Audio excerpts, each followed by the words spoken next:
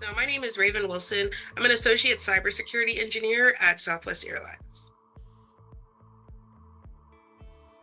I actually attempted college right out of high school, and that was back in 2013.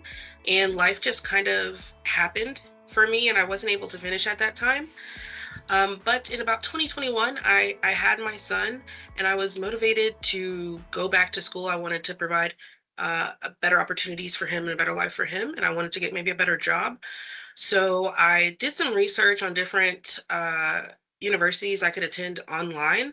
This was right around pandemic time, and also as a mom and a full-time employee, I needed flexibility. And Southern New Hampshire met those needs for me.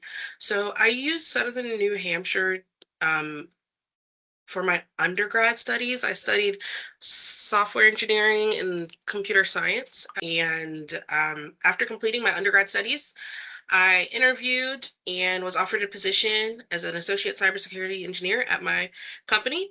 After working as an associate cybersecurity engineer for about 6 months, I wanted to study more about cybersecurity specifically. And so I went back to school at Georgia Tech University. They have a good online program as well. And just a few months ago, completed my master's studies at Georgia Tech. So, pursuing cybersecurity and technology overall, my dad was a systems engineer.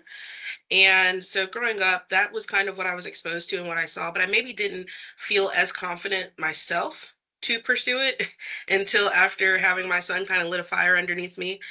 After that, I decided I would go into software engineering. And so that's why I majored in computer science with a focus in software engineering. And I took a secure coding course at Southern New Hampshire, and I really loved it. I really loved the idea of not just software engineering, but software engineering with security in front of mind. And I really loved the idea of maybe doing software engineering for a few years and then going into cybersecurity. But I decided to go ahead and apply for the associate cybersecurity role anyways, as well as applying for associate software engineering role. And this role is what shook out for me, and it's where I wanted to be anyway. So I just love technology. I love the idea of keeping things safe, kind of like pseudo law enforcement, but for coding and systems. And so those are things I kind of love and drove me to pursue this field. What I have worked with PowerShell, Python, JavaScript in my day-to-day role. And having the software engineering background that I have gives me a leg up against maybe the rest of the engineers on my team who aren't as experienced in scripting. And I'm able to kind of share that knowledge with them. And also, it looks really great for me to have some less common skills for cybersecurity engineers.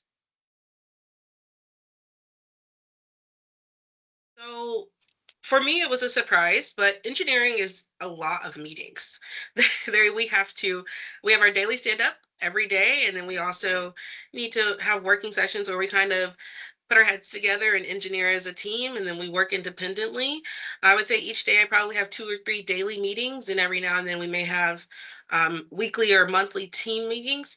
And then outside of that, we work in an agile methodology. So I'm pulling stories and moving them throughout their progression. And I do a lot of IAM. I'm an IAM engineer, so I work with Ping Federate, and I will enable SSO, or I might set up SAML applications, service to service connections, and just making sure those are secure within our systems. I would say continuing education is really important for engineers. Engineering is not a career field where you can go to school and graduate, work 9 to 5, and kind of be stagnant. It doesn't work that way. It for me, I need to continue to learn because technology is always changing. So I went back to school at Georgia Tech. I'm also pursuing a few different certifications that kind of keeps me sharp, continuing that education, and also taking the certification exams to see if I've met the benchmarks for understanding the things I'm continuously studying. But I just do a lot of research on the clock, off the clock, because things are changing so fast. So continuing to learn is how I keep sharp.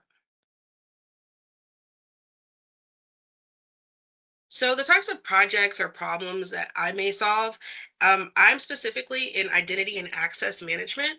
So I do a lot of securing applications that our other internal tech teams may be working on. The connection when an application may need to get information from a server or to connect to another application.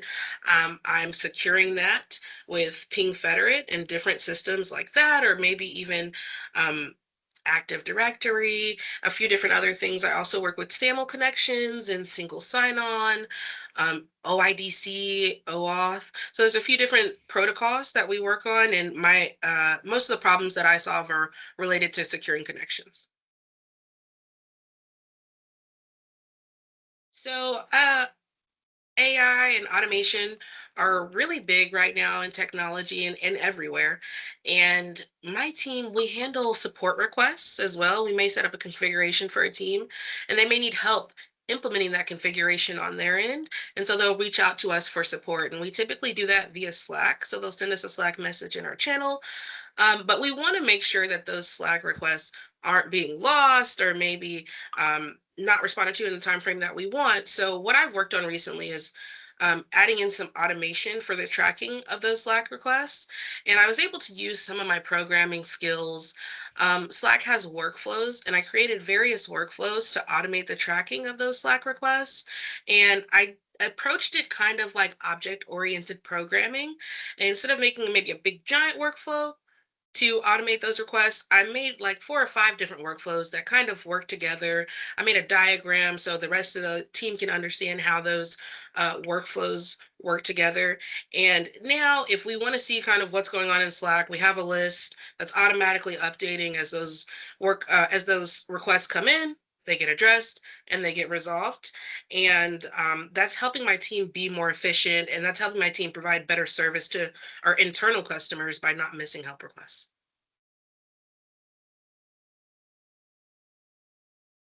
The best advice I can give a student trying to break into technology or IT, utilizing their computer science degree, is first to give yourself grace. It's not easy, and especially not in this job market, to break in. I know I typically put a lot of pressure on myself, right? I want to, if I graduate, I want to get a job in a month. If I want things to happen very quick, very fast.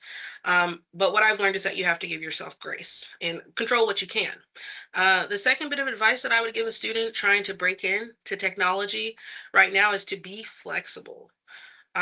Myself, I wanted to be a software engineer before going into cybersecurity, but being open to applying directly to cybersecurity is what worked for me.